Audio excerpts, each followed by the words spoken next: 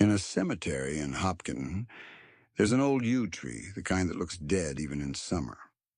Locals call it the whispering tree.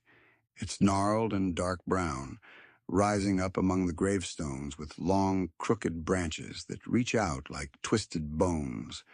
And in the hollow of its trunk, just big enough to fit your head if you lean in close, they say you can speak to the dead. Not everyone hears a reply, but those who do never forget what they're told. People come with all kinds of questions. Some ask about lost loved ones. Others want to know secrets, where money's hidden, who committed some long-forgotten crime. Most people don't stay too long. But one man, Harold Cutter, had a different question. He'd lived just down the road all his life. As a boy, he heard the stories of the tree, but never dared test them. As a man, he laughed them off.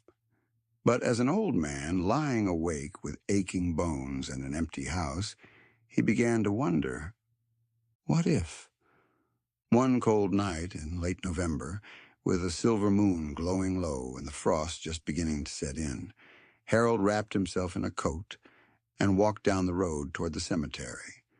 The air was still, the trees were bare, and the oak stood black and tall, its branches long and dark against the stars. He stepped through the iron gate and crossed between the leaning stones. When he reached the tree, he knelt down and leaned close to the hollow. "What happens after we die?" he whispered, his voice shaking. Nothing answered. "Only the wind." Harold sighed. A silly superstition, after all. He stood up, brushing dirt from his knees, and turned to go. Then he heard it. A whisper from inside the tree. Dry as dead leaves. Low and rotten. "You'll find out tomorrow."